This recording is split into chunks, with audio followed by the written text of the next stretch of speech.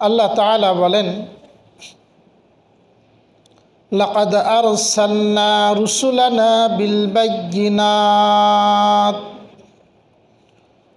ওয়া আনজালনা মাআহুমুল কিতাবা ওয়াল মিজান ওয়া লাকাদ আরসালনা, এবং নিশ্চয় আমি পাঠিয়েছি, রুসুলানা বিল বায়্যিনাত, আমার রসুলদেরকে সুস্পষ্ট বিষয় দিয়ে, ওয়া আনজালনা মাআহুমুল কিতাবা, এবং নাজিল করেছি তাদের উপর কিতাব, ওয়াল মিজানা, এবং তুলাদণ্ড, দাড়িপাল্লা, লিয়াকুমান নাসু বিল কিসত, যেন লোকেরা ইনসাফ প্রতিষ্ঠা করে। আয়াতের দুইটা অংশ, প্রথম অংশটার অনুবাদ আপনাদেরকে শোনালাম। এই আয়াতে কারিমায় খুব লক্ষ্য করে শোনেন, এই আয়াতে কারিমায় আল্লাহ সুবহানাহু ওয়া তাআলা রসুলদেরকে পৃথিবীতে কেন পাঠালেন এবং কি দিয়ে পাঠালেন, সংক্ষেপে তার বর্ণনা রয়েছে। সব রসুলদেরকে কি দিয়ে পাঠিয়েছেন এবং কেন পাঠিয়েছেন, তাদের মিশন কি ছিল, রসুলদের মূল মিশন কি, তার একটা মিশন, মৌলিক একটা মিশন এই আয়াতে কারিমার মধ্যে আল্লাহ তাআলা ঘোষণা করেছেন। তো এখানে আল্লাহ তাআলা বললেন, আমি সব রসুলদেরকে তিনটা বিষয় দিয়ে দুনিয়াতে পাঠিয়েছি। কয় বিষয়? সব রসুলদেরকে তিন বিষয় দিয়ে পাঠিয়েছি। এক নম্বরে আল্লাহ পাক বলেন, বিল বায়্যিনাত, সুস্পষ্ট বিষয়। এই সুস্পষ্ট বিষয় কি? মুফাসসিরিন লিখেছেন, এই সুস্পষ্ট বিষয়ের একটা অর্থ তো মুআজিজা। আল্লাহ তাআলা সকল রসুলদেরকে মুআজিজা দিয়ে পাঠিয়েছেন, অলৌকিক বিষয় সব নবীদের থেকে হয়েছে। সালেহ আলাইহিস সালাতু ওয়াস সালাম পাহাড়ের ভিতর থেকে 10 মাসের গর্ভবতী উটনি আল্লাহর হুকুমে বের করে আনছিলেন। পাহাড়ের মধ্যে তো বলি যে একটা পোকা বের হবে, তো আল্লাহর নবী সালেহ একটা পাহাড়ের ভিতর থেকে পাহাড় ভেদ করে 10 মাসের গর্ভবতী উটনি আসছে এবং সকলের সামনে বাচ্চা প্রসব করছে। মূসা আলাইহিস সালামকে তো আল্লাহ পাক মুআজিজা দিয়ে ভরে দিয়েছিলেন,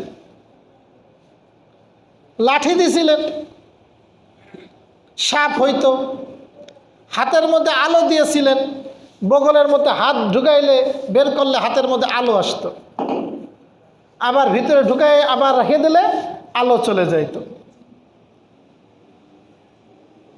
সাগর পাড়ি দেওয়া হয়েছিলেন আল্লাহ পাক মূসা আলাইহিস সালামের মাধ্যমে। ঈসা আলাইহিস সালাতু ওয়াস সালাম কুষ্ঠরোগ ভালো করে দিতেন, অন্ধ ভালো করে দিতেন। আর আমাদের নবী সাল্লাল্লাহু আলাইহি সাল্লাম তার আঙ্গুলের ইশারায় চাঁদকে দ্বিখণ্ডিত করেছিলেন। আল্লাহ রসুলের জন্য গাছ পাথর সালাম দিত।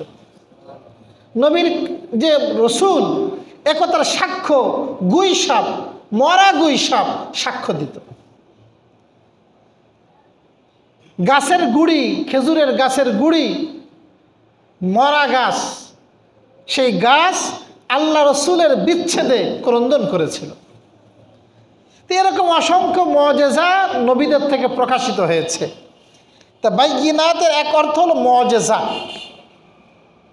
আরেকটা হলো সুস্পষ্ট বিষয়। অর্থ হলো আল্লাহ পাক প্রত্যেক নবীকে এমন কিছু সিফাত দিয়ে পাঠিয়েছেন, অলৌকিক না, একটা মানুষের গুণ দিয়ে পাঠিয়েছেন যে ওই গুণের দিকে লক্ষ্য করলে একজন ব্যক্তি বলে উঠবে এই ব্যক্তি নিঃসন্দেহে নবী।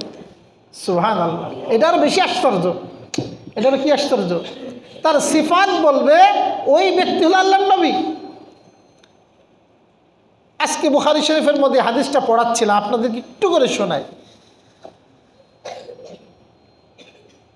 আপনার কিতাবুত তাফসির, বুখারী শরীফ তাফসির অধ্যায়, ওই অধ্যায়ের মধ্যে হাদিসটা আসছে। রাসূল করিম সাল্লাল্লাহু আলাইহি ওয়াসাল্লাম ৬ষ্ঠ হিজরিতে হুদাইবিয়ার সন্ধি হলো। মক্কার মুশরিকদের সাথে 10 বছরের চুক্তি, তারা নবীর পরে হামলা করবে না, আল্লাহ রসুলও তাদের পরে হামলা করবে না। এই সময়টা আল্লাহ রসুল সুবর্ণ সুযোগ মনে করলেন। বিভিন্ন রাজা বাদশাদের কাছে এতদিন পর্যন্ত দাওয়াতের কাজ করতে পারেননি, চিঠি লেখা শুরু করলেন। দেহিয়াতুল কালবিকে চিঠি দিয়ে পাঠালেন। তৎকালীন রোমের বাদশাহ হেরাক্লিয়াস বলে, তার কাছে পাঠালেন। রোমের বাদশাহ যখন চিঠিটা পেল, চিঠির মধ্যে কি বক্তব্য আছে জানার আগে চিঠিটা যে পাঠিয়েছে তার এলাকার কোনো মানুষ আছে কিনা এই এলাকাতে, তার দেশে ব্যবসার জন্য খবর লাগালেন। তার মন্ত্রী পরিষদের লোকজন বলল, মক্কার কিছু বণিক দল এই মুহূর্তে আমাদের দেশে অবস্থান করতেছে, আপনি ইচ্ছা করলে তাদের দেখে জিজ্ঞাসা করতে পারেন ব্যক্তিটা কেমন। উনি ডাকলেন। তখন আবু সুফিয়ান, তখনও মুসলমান হয়নি। আবু সুফিয়ান ইনি মুসলমান হয়েছেন মক্কা বিজয়ের পর 8ম হিজরিতে, আর এইটা হলো 7ম হিজরির ঘটনা, মুসলমান হওয়ার আগের ঘটনা। তখন কাফেরদের প্রধান ব্যক্তি ছিল আবু সুফিয়ান, প্রধান লিডার ছিল আবু সুফিয়ান। আবু জাহেল মৃত্যুর পরে তাকে ডাকা হয়েছে এবং অন্যান্য লোকদেরকেও ডাকা হয়েছে। আবু সুফিয়ানকে এখানে বসাইছে, পিছনের লোকদেরকেও বসাইছে। এখানে দোভাষী, সামনে রোমের বাদশাহ হেরাক্লিয়াস। তৎকালীন সুপার পাওয়ার ছিল রোম আর ইরান। দোভাষীর মাধ্যমে কিছু প্রশ্ন করছেন, তার মধ্যে কিছু প্রশ্ন ছিল এরকম, এই লোকটা তোমাদের কেমন বংশের সন্তান? বলছে সম্ভ্রান্ত বংশের সন্তান। বলে এর পূর্বপুরুষ কি কেউ বাদশাহ ছিল? কয় না, কেউ বাদশাহ ছিল না। বলে এর অনুসারী কারা? গরিব অসহায়রা না সম্ভ্রান্তশীল ধনাঢ্য ব্যক্তিবর্গ? বলল ওনার অনুসারীর অধিকাংশ হলো গরিব, সমাজের নিম্ন শ্রেণী। বলল দিন দিন সংখ্যা বাড়ে না কমে? বলে দিন দিন সংখ্যা বাড়তেছে। বলে যারা একবার তার দলে যায়, ওই দলের প্রতি ক্রুদ্ধ হয়ে ফিরে আসে? না, কেউ ফিরে আসে না, যায় তো যায়, আর আসে না। এখন বলেছে কি কি আদেশ করে? বলে আদেশ করে নামাজের, আদেশ করে জাকাতের, আদেশ করে আফাফ, একজন ব্যক্তি আরেক সৎ থাকবে, একজন ব্যক্তি ব্যভিচার করবে না, অশ্লীলতার কাছে যাবে না, এর আদেশ করে। বলে ইফা অশিলা এবং আত্মীয়তার সম্পর্ক বজায় রাখার আদেশ করে। 4টে কথা বলছিলেন, সালাত, যাকাত, 3 নম্বর হলো আপনার আত্মীয়তা সম্পর্ক বজায় রাখা, 4র্থ নম্বর হলো আপনার সতী থাকা, অশ্লীলতার কাছে না যাওয়া। যখন এই কথাগুলো বলা হলো, রোমের বাচ্চা তো কাফের, সে রোমের বাচ্চা স্বীকৃতি দিল ইন্নাহু নাবিয়্যুন। সুবহানাল্লাহ। তোমার কথা যদি সত্য হয় তাহলে এই ব্যক্তি নিঃসন্দেহে আল্লাহর নবী। আমি যদি ওখানে থাকতাম ওর পাশে, আমার নিজের হাত দিয়ে এই ব্যক্তির পা ধোয়াই দিতাম, তার পা আমি ধুয়ে দিতাম। রোমের বাদশা কাফের, একজন কাফের স্বীকৃতি দিচ্ছে কিসের বিনিময়ে? তার আখলাক, তার চরিত্রের কারণে। জীবনে আরও প্রশ্নের মধ্যে ছিল, কখনো কি তোমরা তাকে মিথ্যাবাদী সাব্যস্ত করতে পেরেছো? বলে না, তারে আমরা কখনো মিথ্যাবাদী সাব্যস্ত করতে পারি। সে কখনো মিথ্যার অভিযুক্ত ছিল না। তাহলে এইগুলা একজন ব্যক্তি নবী হওয়ার আগেই তার মধ্যে এমন কিছু সিফাত পরিস্ফুটিত হবে, প্রকাশিত হবে, একজন ব্যক্তি বুঝবে এই লোকটা নবী হওয়ার যোগ্য। আর কোনো ব্যক্তি যদি বাটপার, প্রতারক, সেই ব্যক্তি কখনো নবী হতে পারবে? মির্জা গোলাম আহমদ কাদিয়ানি, এই ভারতের গুরুদাসপুর জেলার জন্ম, তার 1840 সালে জন্ম। 1880 সাল থেকে বিভিন্ন দাবি করে। একবার দাবি করে আমি মুজাদ্দিদ, যুগের সংস্কারক, একবার দাবি করে আমি মাহদি, একবার দাবি করে আমি ঈসা। এরপর দাবি করতে করতে 1901 সালে দাবি করে বসলো আমি নবী আহমদ মুহাম্মদ, নাউজুবিল্লাহ। এরপরে সে তার ব্যক্তি জীবনের ইতিহাসে সে বহু নারীতে আসক্ত ছিল, অবৈধ, বৈবাহিকভাবে তো হালাল, অবৈধভাবে। তো আল্লাহ রসুল সাল্লাল্লাহু আলাইহি সাল্লামকে আল্লাহ তাআলা নবী হওয়ার আগেই সব দিক থেকে সুস্পষ্টভাবে একজন ব্যক্তি বানিয়েছেন। তাহলে এলো একটা রসুলের সিফাত। 2 নম্বর কি? ওয়া আনজালনা মাহুমুল কিতাব, এবং আমি নাজিল করেছি তাদের সাথে কিতাব। তাহলে সব নবীদের সাথে আল্লাহ কি দিয়েছেন? কিতাব দিয়েছেন, যে কিতাব মোতাবেক চলতে হবে। সর্বশেষ আমাদের নবীর প্রতি দিয়েছেন কি? আল কোরআন। তাহলে সব নবীদেরকে আল্লাহ পাক কিতাব দিয়েছেন, যেন মানুষ ওই কিতাব পড়ে ওই মতে তারা নিজেদের জীবনকে পরিচালিত করে, না ঘরে টাঙায় রাখে, জুজদান দিয়ে সুন্দর করে আলমারির উপরে রেখে দিলাম, সারা বছর খুলে দেখলাম না। এই জন্য কিন্তু পাঠাননি। পাঠাইছেন কেন? তুমি এটা পড়বা, অধ্যয়ন করবা, আর এইভাবে নিজের জীবনকে পরিচালিত করবা। 2, 3 ওয়াল মিজান, এবং হক বাতিল নিরূপণের মানদণ্ড। মিজানের শাব্দিক অর্থ হলো দাড়িপাল্লা, নিক্তি। তো এর অর্থ হলো ইনসাফ, সাবাস, ইনসাফ। এবং আমি তাদেরকে এই ইনসাফ, ভালো মন্দ নিরূপণের মানদণ্ড দিয়ে আমি তাদেরকে পাঠিয়েছি। তো সব নবীর মধ্যে কি ছিল? ইনসাফ ছিল, ন্যায় বিচার ছিল। এরপর আল্লাহ পাক বলেন এইগুলো দিয়ে কেন পাঠিয়েছি, আমার মিশন কি? লিয়াকুমান নাসু বিল কিসতি, যেন লোকেরা ইনসাফ প্রতিষ্ঠা করে। কি প্রতিষ্ঠা করে? তাহলে এই আয়াতের মধ্যে আমরা পাইলাম রসুলদের মূল একটা এজেন্ডা ছিল সমাজের মধ্যে, মানুষের মধ্যে ইনসাফ প্রতিষ্ঠা করা, ন্যায় বিচার প্রতিষ্ঠা করা। আল্লাহ রসুল সাল্লাল্লাহু আলাইহি ওয়াসাল্লাম তার ব্যক্তি জীবনে ইনসাফ, তার সামাজিক জীবনে, রাষ্ট্রীয় জীবনে ইনসাফ এটা প্রতিষ্ঠা করে গেছে। এক বাক্যে কাফেররাও স্বীকার করেছেন আল্লাহ রসুল শ্রেষ্ঠ ন্যায় বিচারক ছিলেন। নিজের বিবিদের ক্ষেত্রে মানুষ তো বেশি পরোয়া করে না, কিন্তু আল্লাহ রসুল কি ছিল? 9টা বিবি ছিল একসাথে, মাঝে মধ্যে সফরে যাইতো, প্রায় তো সফরে যাওয়া লাগতো যুদ্ধের জন্য, অন্যান্য কাজে। ইচ্ছা করলে আমি কাউরে নেব না, এখতিয়ার আছে। নবী কিন্তু সফর একাকী করতেন না, রসুল সকল সফরে কাকে নিয়ে যাইতেন? বিবিদেরকে নিয়ে যাইতেন। রসুলের প্রত্যেক সফরে কারা শরীক থাকতো? বিবিরা থাকতো, একসাথে যাইতেন। প্রায় সব সফর নবীর বিবিরা সাথে আছে। এটাও কিন্তু তরিকা। তো এই সফরে রসুল বিবিদেরকে নিয়ে যাইতেন, সবসময় আয়েশারে নিয়ে যাইতেন, খাদিজারে নিয়ে যাইতেন না। আকরা বাইনা নিসাইহি, প্রত্যেকটা সফরে যাওয়ার আগে বিবিদের মধ্যে লটারি করতেন। লটারিতে যার নাম আসতো তাকে নিয়ে রসুল সফর করতেন। সুবহানাল্লাহ, কি ইনসাফ! রসুলের যে বিবিগণ ছিল প্রত্যেকের দিন ধার্য ছিল, প্রত্যেকের কি ছিল? আমাদের সমাজে কি আছে, যারা একবার দ্বিতীয় বিবাহ করছে ওর জীবনে কাম সারা, কারণ তো ইনসাফ করে না।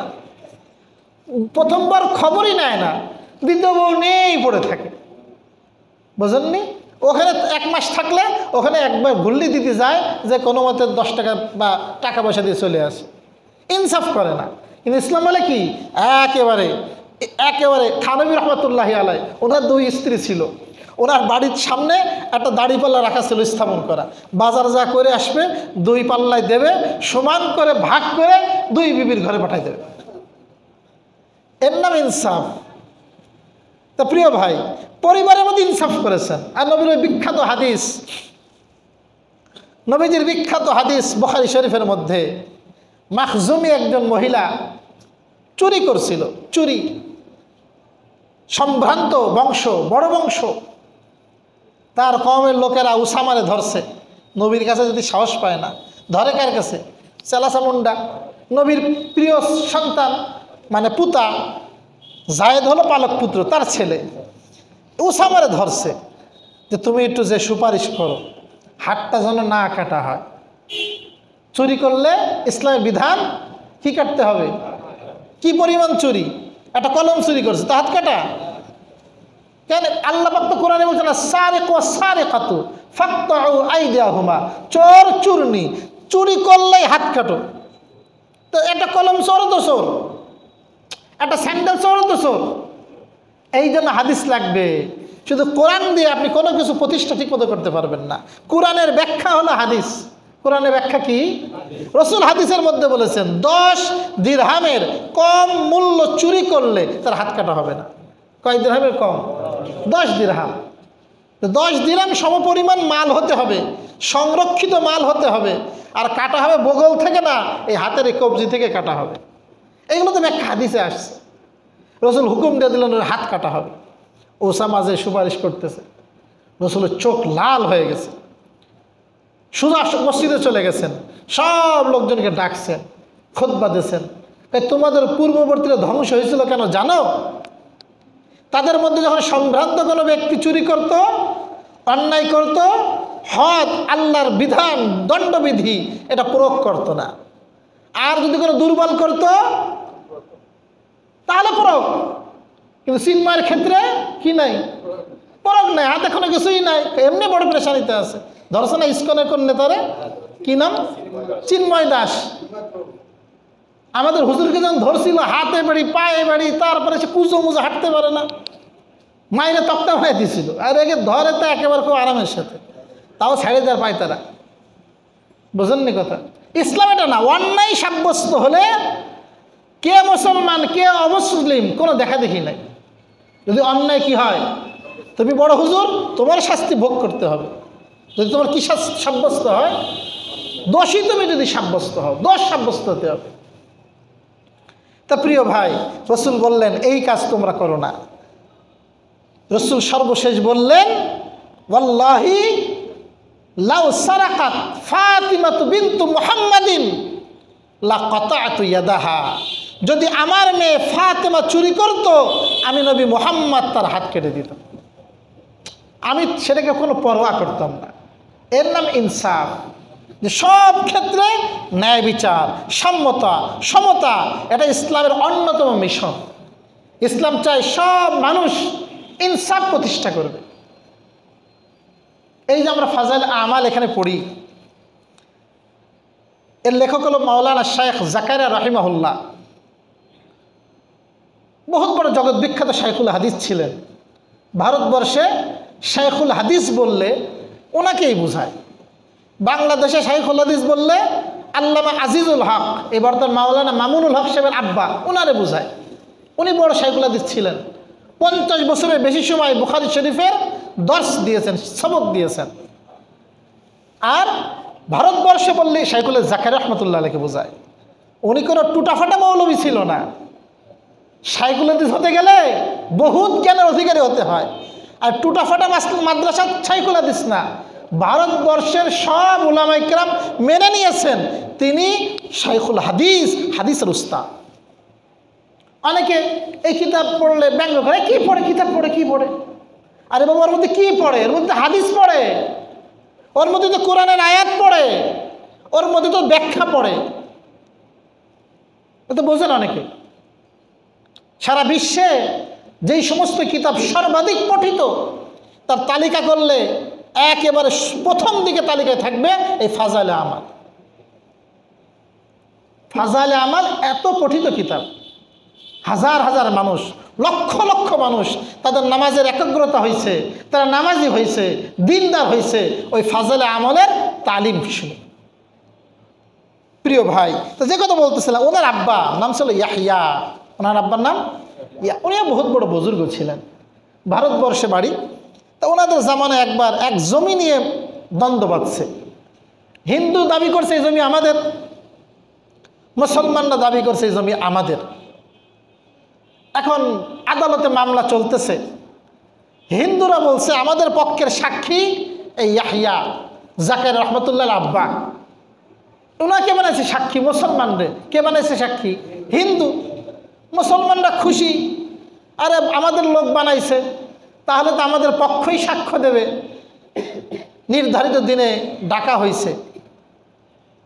ইয়াহইয়া রহিমাহুল্লাহ তিনিও গেছেন। যাওয়ার পরে উনি সাক্ষ্য দিয়েছেন আমার জানা মতে এই জমির মালিক মুসলমানরা না, বরং হিন্দুরা। উনি যেটা জানেন সেটা উনি সাক্ষ্য দিয়েছেন। ওনার এই সাক্ষ্য শুনে আদালত হতভম্ব হয়ে গেছে, মুসলমানরা হতভম্ব হয়ে গেছে। বিচারক ফয়সালা দিয়ে দিয়েছে হিন্দুদের পক্ষে। কিন্তু এরপরে তিনি বলতেছেন আজকের আদালতে যদিও হিন্দুরা জয় হয়েছে, কিন্তু মুসলমানদের ইসলাম বিজয়ী হয়েছে। মুসলমানরা কি হয়েছে? কারণ তারা সত্য সাক্ষ্য দিয়েছে। তা প্রিয় ভাই, এরকম অনেক নজির আছে। ওমর ফারুকের খেলাফতকালের ঘটনাও আছে। এই জন্য মুসলমানরা ইনসাফ সর্বক্ষেত্রে প্রয়োগ করা। আজকে আমাদের মধ্যে, আমাদের পরিবারের মধ্যে, সব ক্ষেত্রে আমাদের মধ্যে জুলুম আছে। ছেলে মেয়ে, আমার ছেলে আছে, মেয়েও আছে। আপনি মারা গেলে আপনার সম্পদ, ইসলামের বিধান যে মেয়ে থেকে ছেলে দ্বিগুণ পাবে। কিন্তু আপনার জীবদ্দশায় আপনি কিছু দিচ্ছেন, টাকা পয়সা দিচ্ছেন, সেক্ষেত্রে আপনাকে সমতা বজায় রাখতে হবে। ছেলের 1 লাখ দিলে মেয়েরও 1 লাখ দিতে হবে। কয়জন দেয় বলেন? সব কারে দেয়? সব ছেলেরা দেয়, মেয়েরা আর দেয় না। কিন্তু ইসলাম কি আপনার জীবদ্দশায় দিলে সমান সমান দিতে হবে। আপনি মিষ্টি কিনে আনছেন, সেখানেও সমান সমান দিতে হবে।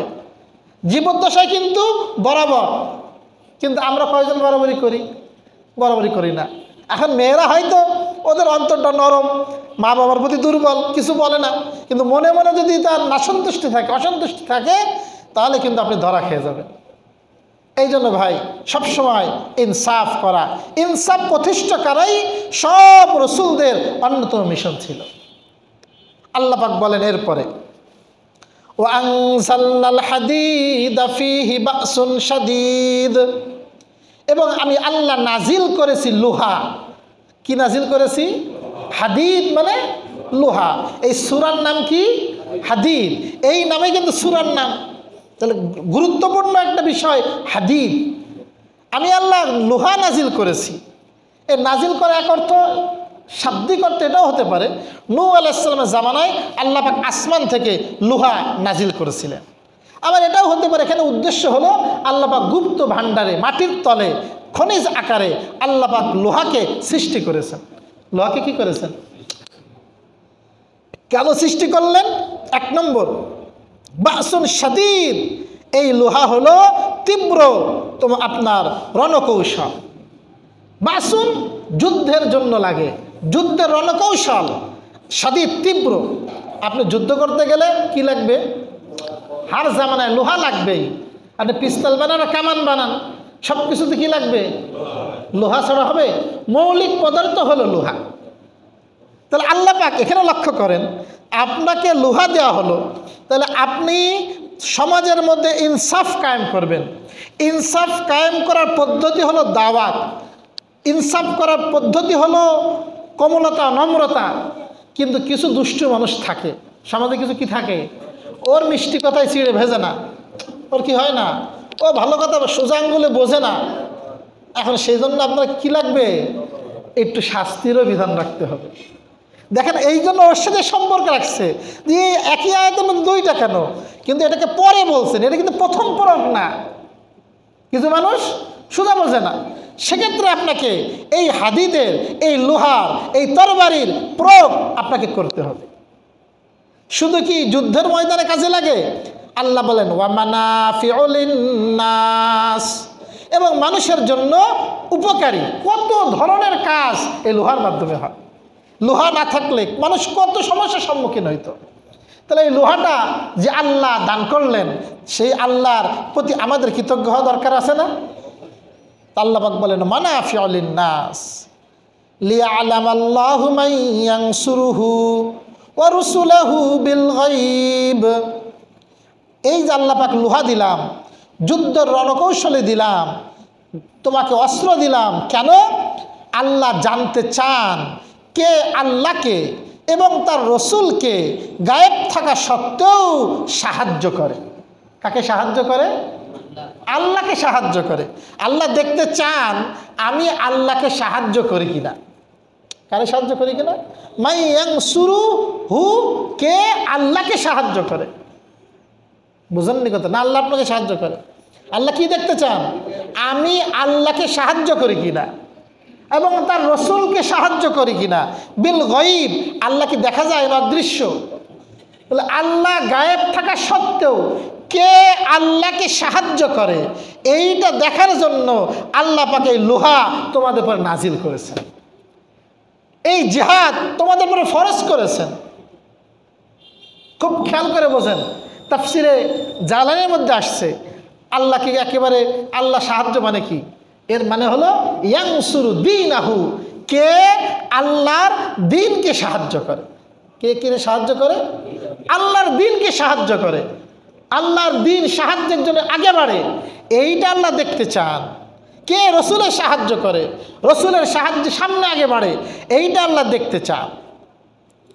বলে আল্লাহ বাকি এত দুর্বল হয়ে গেছেন? কয় না, এটা পরীক্ষার জন্য। কিসের জন্য? আল্লাহ তো দুর্বল না।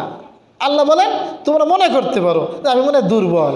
কয় না, ইন্নাল্লাহ কাবিয়্যুন আজিজ, নিশ্চয় আল্লাহ তাআলা শক্তিশালী, পরাক্রমশালী। সুবহানাল্লাহ। আল্লাহ তাআলা কি? শক্তিশালী এবং পরাক্রমশালী, অন্যের উপরে বিজয়ী, তাকে কেউ হারাতে পারে না। আল্লাহ হলেন বিল বিক্রম, সাহায্য, অন্যের উপরে শক্তি প্রয়োগকারী। সুতরাং আল্লাহ নিজেই শক্তিমান, কিন্তু এইভাবে আল্লাহ দেখতে চান, পরীক্ষা করতে চান কে তোমরা আল্লাহকে সাহায্য করো আর কে তোমরা আল্লাহকে সাহায্য করো না। ওয়ালাকাদ আরসালনা নূহান ওয়া ইব্রাহিমা ওয়া জাআলনা ফি যুররিয়্যাতিহিমান নুবুওয়া। ওয়ালাকাদ আরসালনা নূহান, এবং নিশ্চয় আমি পাঠিয়েছি নূহকে, ওয়া ইব্রাহিমা, এবং ইব্রাহিমকে। কাকে কাকে পাঠিয়েছি? নূহ নবীদের মধ্যে এক নবীর নাম কি? নূহ, আর এক নাম হলো ইব্রাহিম। ওয়া জাআলনা ফি যুররিয়্যাতিহিমান নুবুওয়া, এবং তাদের সন্তান সন্ততির মধ্যে নবুয়ত দান করেছি। কি দান করেছি? পৃথিবীতে নূহের পরে, ইব্রাহিমের আগে যত নবী আসছে সব নবী নূহের সন্তান। কার সন্তান? আর ইব্রাহিমের পরে নবী মুহাম্মাদের আগে যত নবী আসছে সব নবী কোনো না কোনোভাবে ইব্রাহিমের সন্তান। কার সন্তান? একমাত্র ইসমাইল, ইব্রাহিমের যে সন্তান ইসমাইল, ওখান থেকে শুধু আসছেন আল্লাহ নবী একা, আল্লাহ রসুল একা। আর অন্য যে সন্তান ইসহাক, নবীর আর সন্তান নাম কি? ইসহাক। ওর থেকে হয়েছে ইয়াকুব, ইয়াকুবের 12 সন্তান। সেখান থেকে গেছে বনী ইসরায়েলের লক্ষ লক্ষ নবী ও রসুল। তাহলে এক সিরিয়ালে গেছে লক্ষ লক্ষ নবী ও রসুল, আর এক সিরিয়ালে মাত্র কয়জন? একজন। কয়জন? একটা ঝিনুকের মধ্যে যদি একটা মুক্তা থাকে, আর একটা ঝিনুকের মধ্যে একাধিক মুক্তা থাকে, কোন মুক্তাটা দামি হবে? কোন একাধিক থাকলে দামি হবে? ওটা তো ছোট ছোট হবে। আর যাইটার মধ্যে একটা আছে ওইটা দামি হবে। তা আল্লাহ রসুলের হলেন সে একক মুক্তা, রসুল করিম সাল্লাল্লাহু আলাইহি সাল্লাম। তা আল্লাহ পাক বলেন আমি তাদের সন্তান সন্ততির মধ্যে নবুয়ত দিয়েছি, ওয়াল কিতাবা কিতাবও দিয়েছি, ফামিনহুম মুহতাদিন তাদের মধ্যে কতক তারা হেদায়েত প্রাপ্ত, ওয়া কাসীরুম মিনহুম ফাসিকুন আবার তাদের অনেকেই পাপী। অনেকে কি সবাই কি হেদায়েত প্রাপ্ত না আবার অনেকে পাপী? অনেকে পাপী। তা আল্লাহ সুবহানাহু ওয়া তাআলা এই দুইটি আয়াত আজকে আমরা শুনলাম। দুই আয়াতের মধ্যে আল্লাহ তাআলা যে ইনসাফ প্রতিষ্ঠা করার কথা বলেছেন, আল্লাহ পাক আমাদের সকলকে সেটা করার তৌফিক দান করুন। আমিন। ওয়া আখিরু দাওয়ানা আনিল হামদুলিল্লাহ।